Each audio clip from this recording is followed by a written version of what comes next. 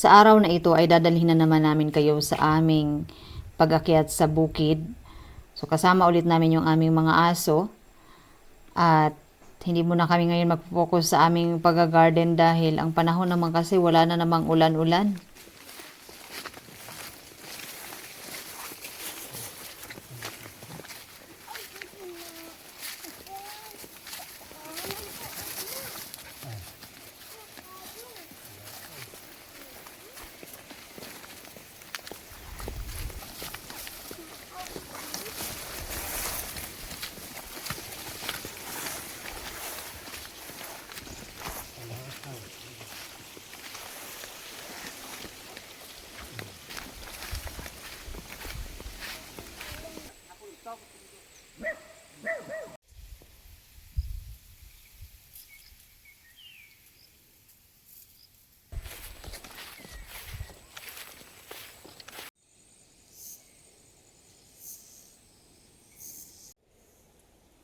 Ta. Huwag mong tatahulan ha. Hahabulin tayo.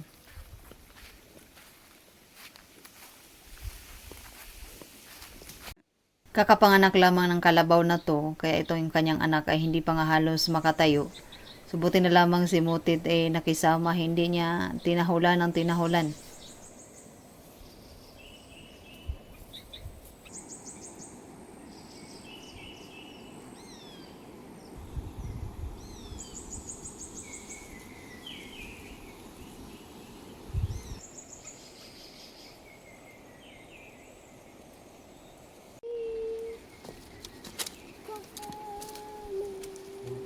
Sa parte ng bundok na ito ay maraming tumutubong wild ampalaya at ngayon ang kanyang panahon.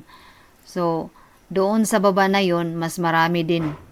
Lalo na sa mga ginarden o doon sila nakikisalamuha din sila sa ibang mga tanim. So, ang ginugulay lamang namin yan ay yung dahon niya. Magpakulo lamang ng tubig tapos isaw-saw mo lamang kahit saglit lang. Pwede mo nang kainin. Kasi pagka niluto mo rin ng niluto, mamamatay or mawawala yung nutrients ng gulay.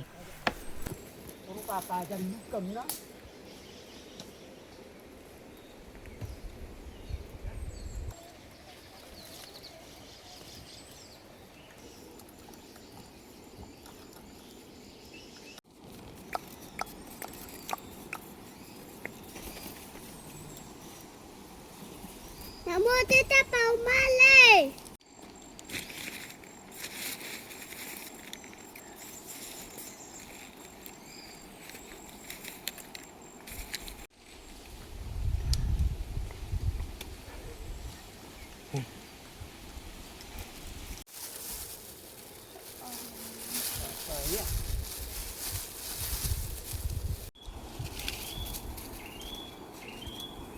Ngayon po ay muli na naman namin kayong dadalhin doon sa kubo ng pinsan ni Mister. So itong si Motit ay first time niya makarating doon. Doon lamang kami magpapalipas ng aming Sabado't Linggo dahil wala namang pasok itong aming anak. So masarap kasi doon magpahinga dahil tago kasi ang bundok na yon. Kaya nagbabala kami ni Mister na gumawa na naman kami ng kubo doon.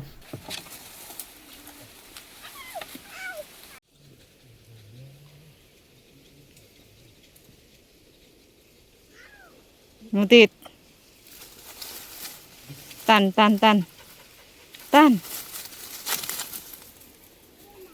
Di nagtagal, ang isang to ay nagmotor na sa kanyang tatay. Kasi mainit din talaga sa daan, plus yung mga damo pano ang tataas na nila. Kaya nahihirapan siyang sumuot-suot sa daan.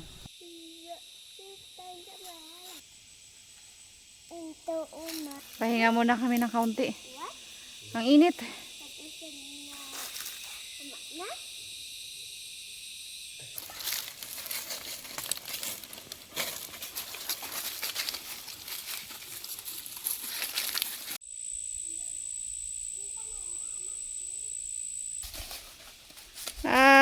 Natay.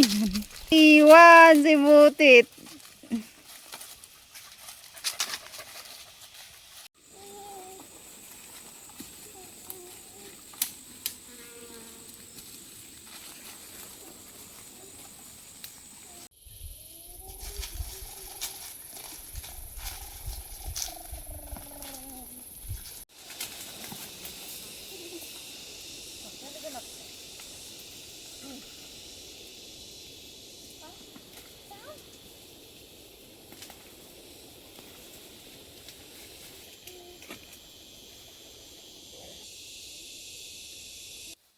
Malapit-lapit na kaming makarating at magpahinga muna kami kaunti dito sa puno ng mga kawayan at sabay hanap na rin ng labong dahil ang aming ulam mamayang hapon ay binungor.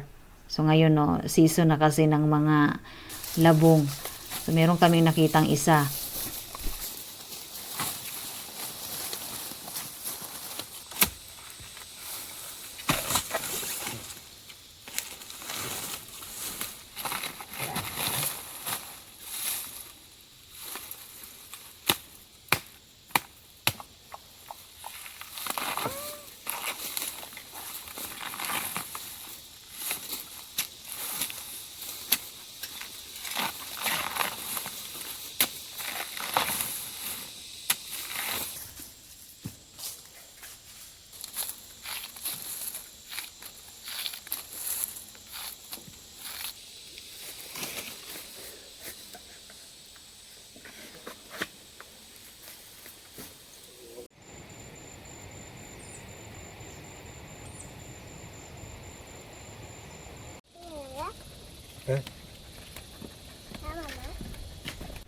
Pagdating dito ay wala kaming naabutang tao.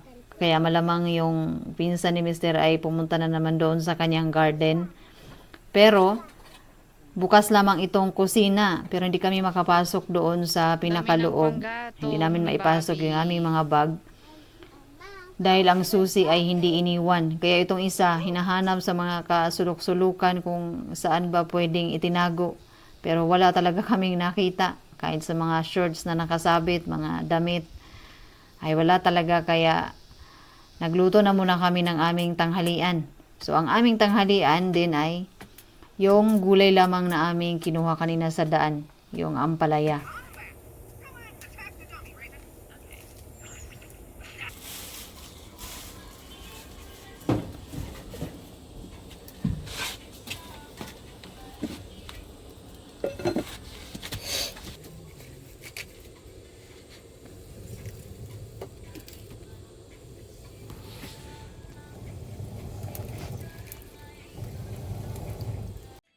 Maya-maya lamang ay dumating na sila. So, nandito rin pala yung isang pinsan nila ni Mr.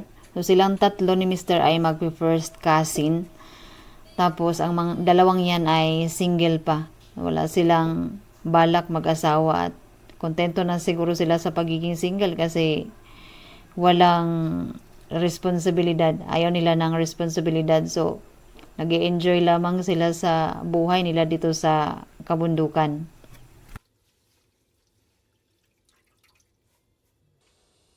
Ang kubong ito ay hindi rin to nawawala ng mga tao dahil kapag nandito yung pinsan ni Mister, minsan isang buwan siya dito na focus lamang sa pag-garden, lagi din siyang dinadalaw dito ng mga kabarkadahan, mga kamag-anak lamang din nila. So pagdating kasi sa gabi, naghahunting sila. So mga kabinataan din, yung mga walang balak magsipag-asawa.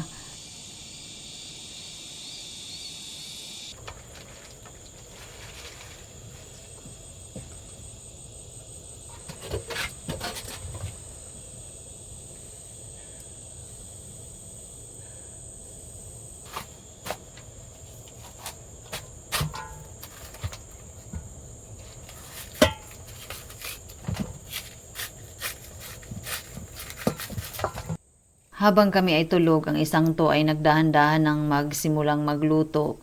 Dahil siya rin naman ang magluluto niyan. At wala namang solar dito, kundi flashlights lang. Kaya mas mabuti pang lutuin niya ng maaga. Lalo na itong binungor na ang snails at yung labong ay 2 beses mong isasalang.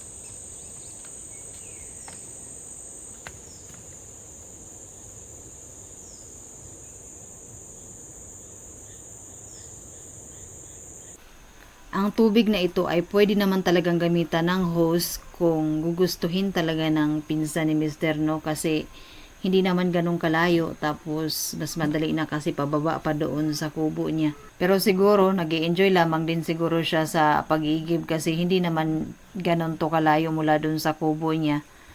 Kasi kung gusto lamang niya, ay malamang matagal na siyang bumili kasi may mga pagkakataon na meron talagang sapat siya na pera na pambili ng hose. So sobra-sobra pa talaga kung gugustuhin niyang bumili.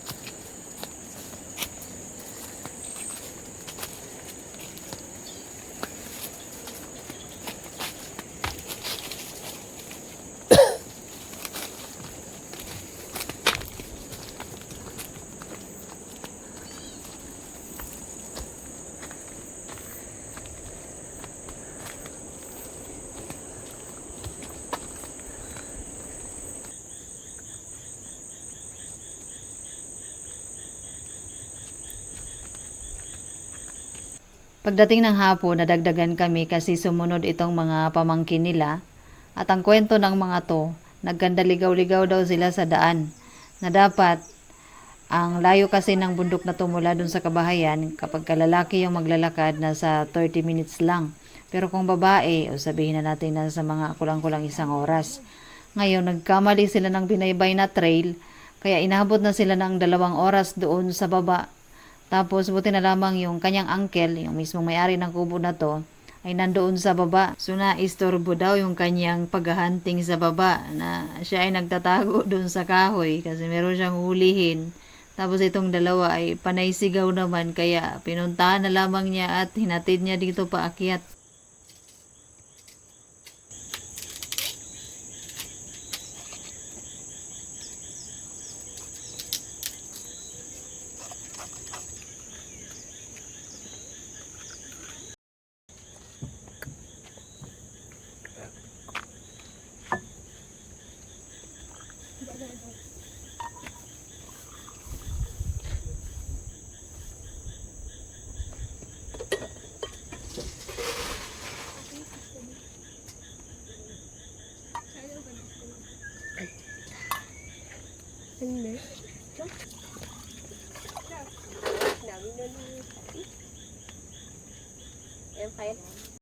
Pagkatapos nila makapagpahinga ng kaunti, so pinagkape na namin tong mga to para mabawas-bawasan yung nervyos nila sa pagkaligaw nila.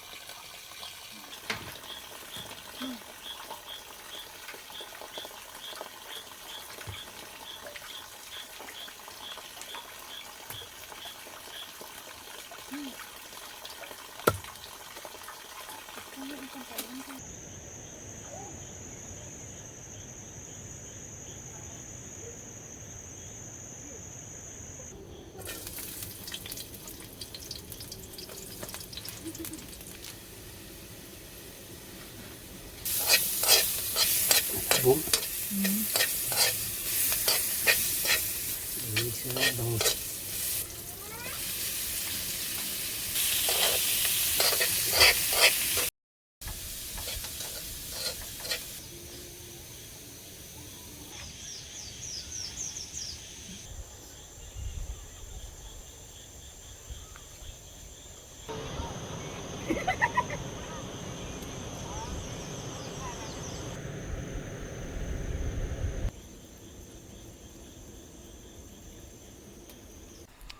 Itong asong to, pag nakarinig na siya ng mga ingay ng pinggan, kutsara, pag naamoy niya ng nagluluto, hindi na talaga aalis yan sa tabi mo. So nakabantay talaga yan siya hanggang sa magkainan.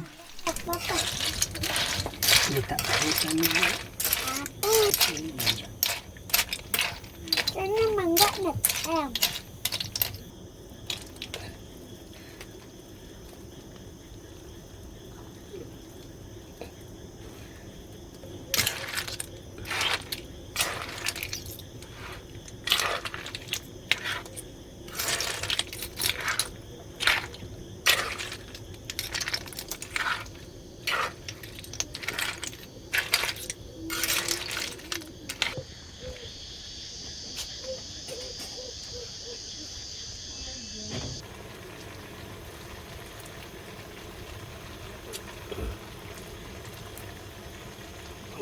Sedap.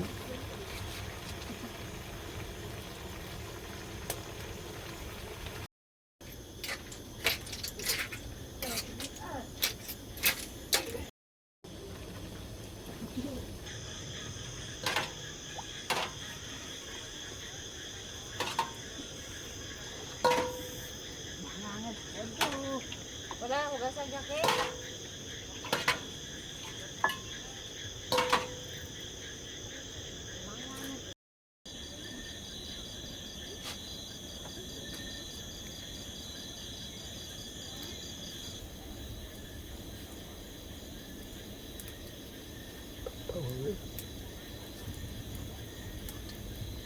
Ang tawag sa gulay na ito ay amte. So, wild siya na gulay. Kasabay din siya sa wild ampalaya na ganitong panahon din sila tumutubo.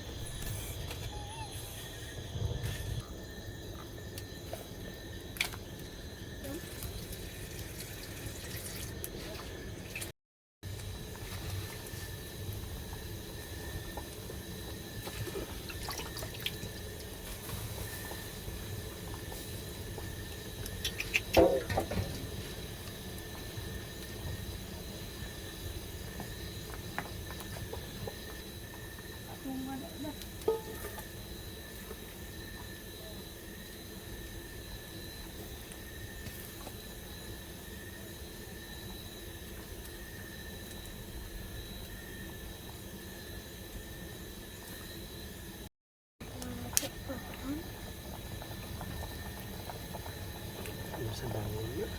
Oh, lemon juice mangga yung lemon juice. Kael, maapakan mo si Mutit. Magalit yan kung maapakan. Gugutom ka na, Mutit, oh. Ha? Gutom ka na, Mutit? Mutit. Gutom na, oh.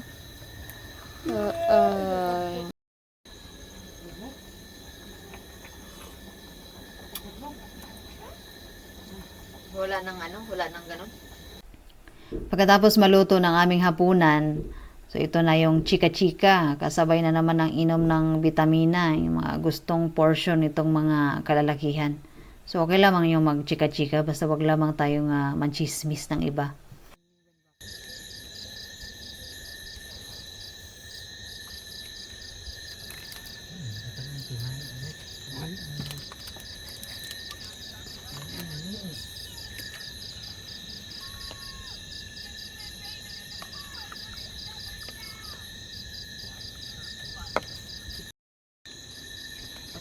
Ang simpat.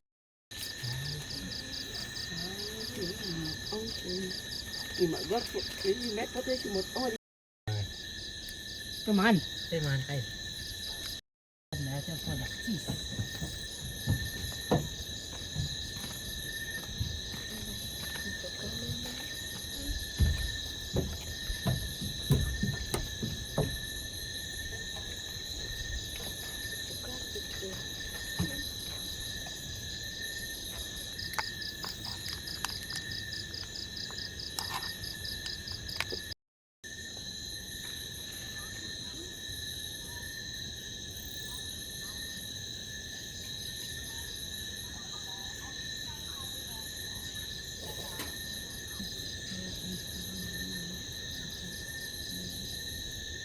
Pagkatapos naming maghapunan ay dumating na rin itong isang kamag-anak din nila na may bit-bit din itong vitamina.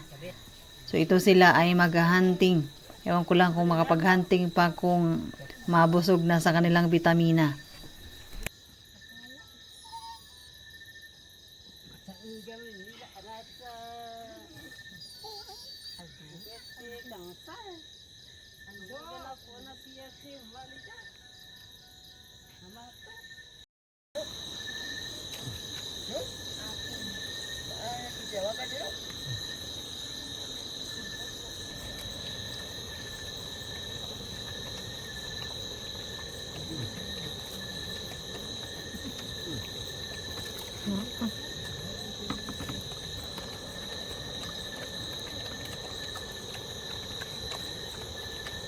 Naririnig na sigaw. Ay sumigaw sila? Sigaw daw sila. Nandun pala si Bobby. Lalim ng puno na yun.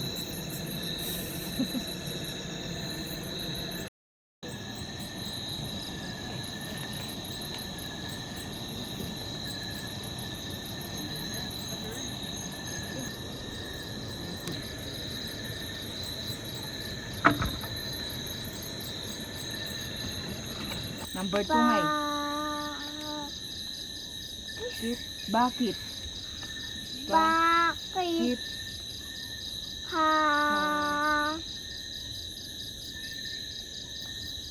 Ya. Ya. Kaya. Nga na. A. A. Sabasan. Na. Na. Na. Na. Na. Wala. Ta. Ta. Na. Nata. Nata. Pa. Bo- Pon. Pon. Bon. Nila. Natapon nila. Pagkatapos naming maghapunan ay nagkwentuhan muna kami sa aming mga buhay noon.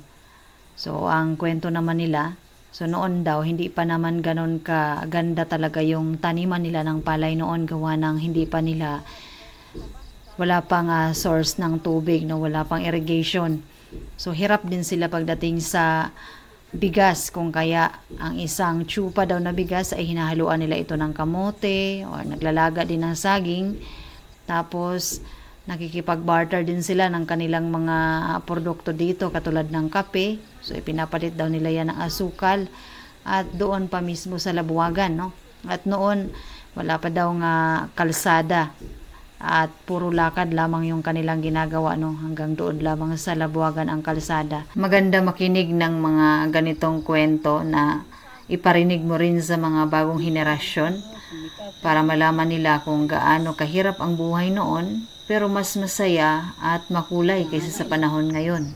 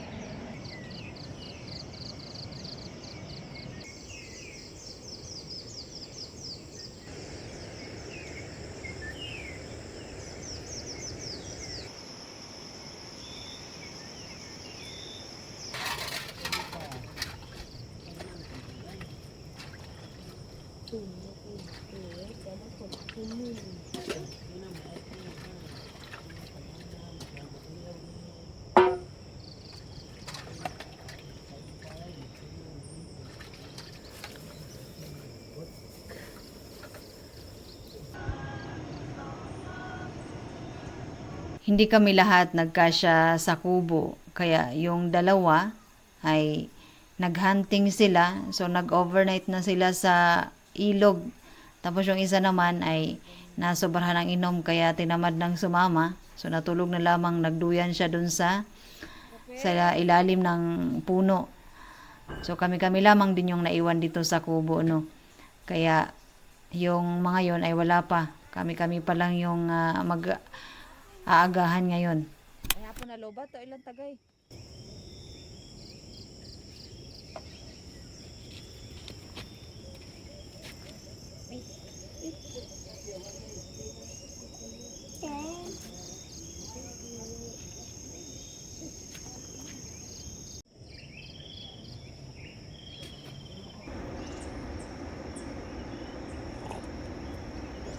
Good morning, Mutit.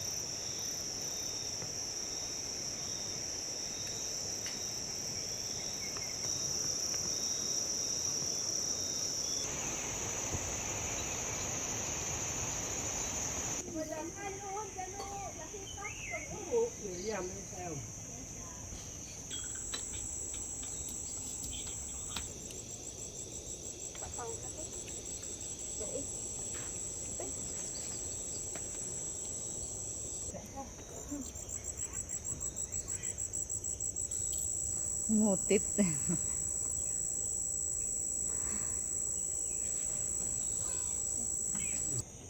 Hindi ka mapakali eh. Ang kiti-kiti. Anong tayo? Matapos kaming magagahan ay siya namang dating nitong mga naghunting at nag-overnight sa ilog at kami ay kasalukuyan namang nagngangat-ngat nitong mangga dahil sa init ng panahon ang asim at tamis ay nakakagamot nga naman ng uhaw. Kaya nagplano kaming sungkitin or akyatin namin yung mangga na nasa daanan pauwi para meron kaming bitbit na mangga pauwi.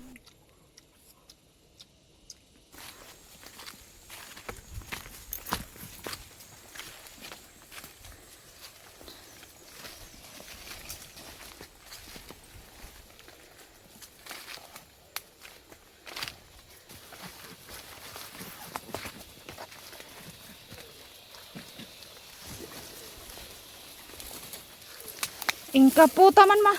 Huy. Pamanay ayam hoy. Ingka. Ingka. Aray ko.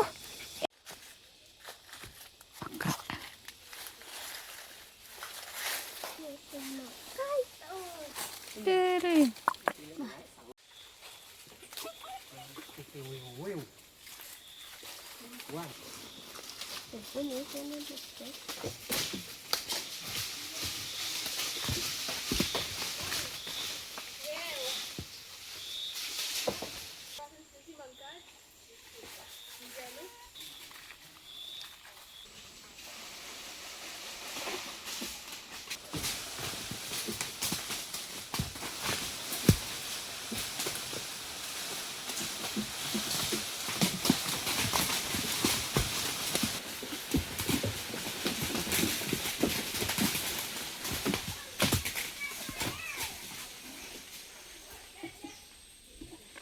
Mutit.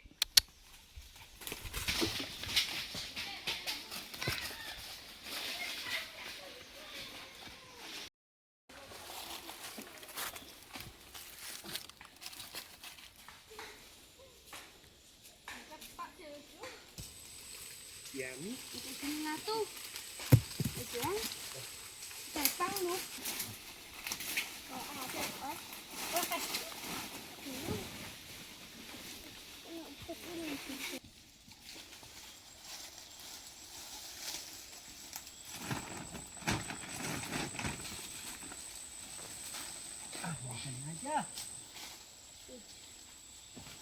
Yellow, yellow. Oy, O yan. Yeah. one. Yeah. Ayaw niyang i-ano yung nakuha niya. Ayaw niyang ihalo. Tao.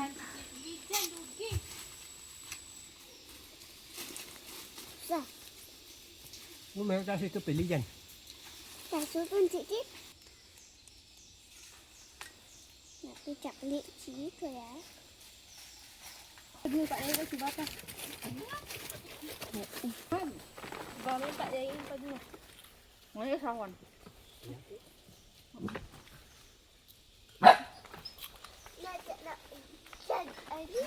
Kaya. Ah, ngapi ya? Macam siya. Si ano nga? Balatan mo nga. Bakit mo tinapon yun? Ay, sige. Mag-Jackson na po na't Marian. Siya ang magdala niyan. Siya ang magdala. Magsinukat ayo ng bagti. Ano, mapulig na dyan. Nagtimahubo. Kaya mo? Magsinukat ayo. Ikaw yung magdala sa bag ni Marian. So, di pa talaga na kontento, no? So, grabe to si Tarzan. Makayog-yog ng puno. Talagang ilaglag talaga yung dapat malaglag.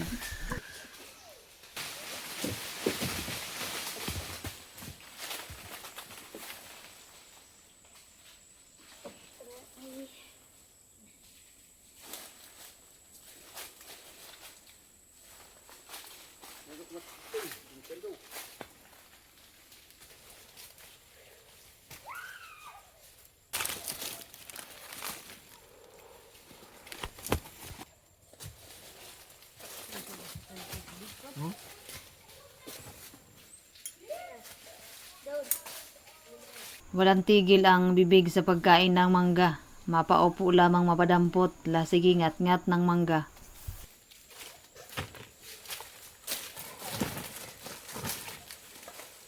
Mga ha?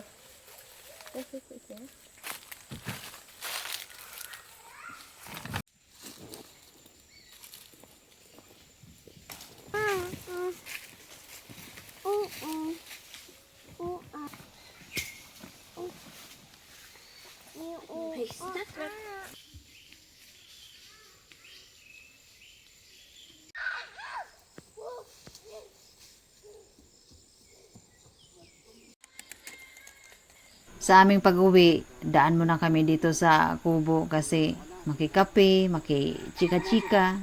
So, ganun lamang talaga yung ating buhay, no? Basta kung magchika-chika, wag lamang tayong magchismis ng buhay ng iba.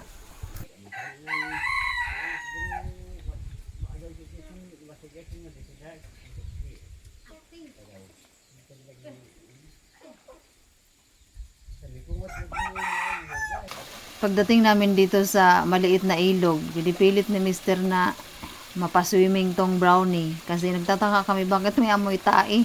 Yun pala siya pala yun kasi naligo siya dun sa tae ng kalabaw. Kaso hindi talaga siya mahawak-hawakan.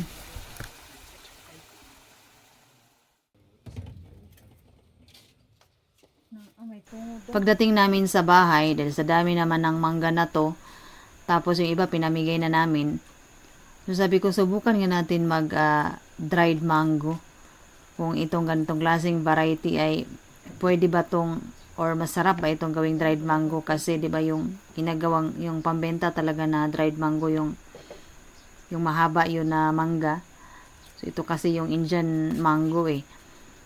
So yung iba kasi nito hinog na siya pero yung iba hilaw pa. Kaya tsinaga din niyang balatan para masubukan din natin yung pag-preserve ng mangga kasi ngayon straight naman yung init.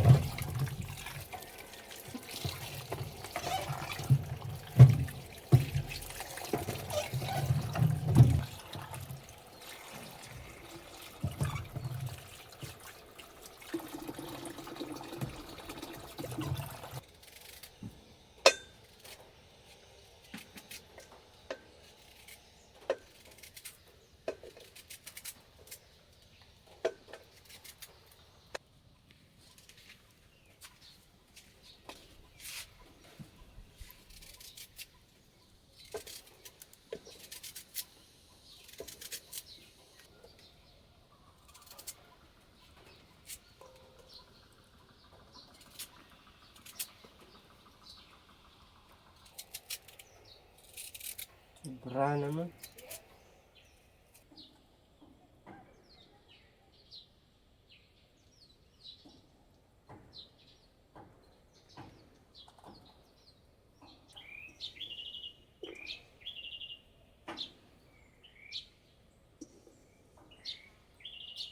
Yan, simak mo niya na.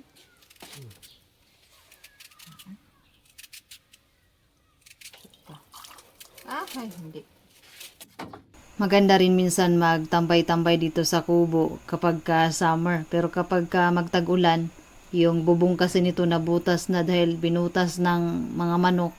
Dahil kung minsan naghahanap sila ng mapaglimliman nila dyan sa bubong.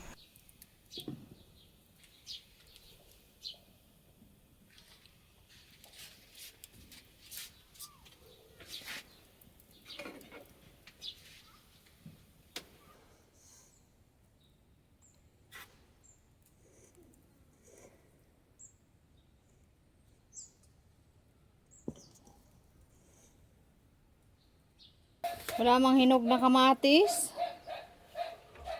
Puro hilaw.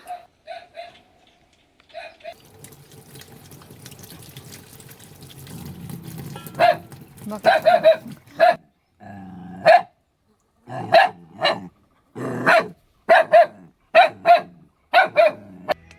Ming Ming! Ming Ming Ming Ming Ming! Ay, mutik na. Ako nakagat ako.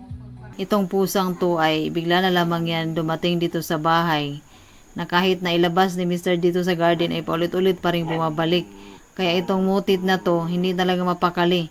So nagsiselo siya na merong ibang hayop dito sa loob.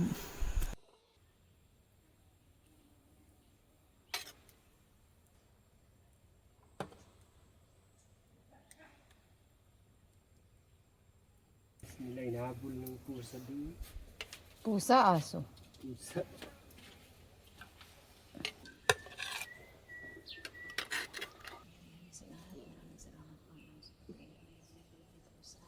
Mananghalian tayo ninyo ng simpleng pananghalian. So napakatahimik ngayon dito sa kabahayan kasi school days, walang mga batang nagsisigaw at naglalaro. So yung ang mga tao din dito ay nasa kanilang mga kubo sa palayan. So yung iba nga doon na rin sila natutulog dahil summer naman ngayon.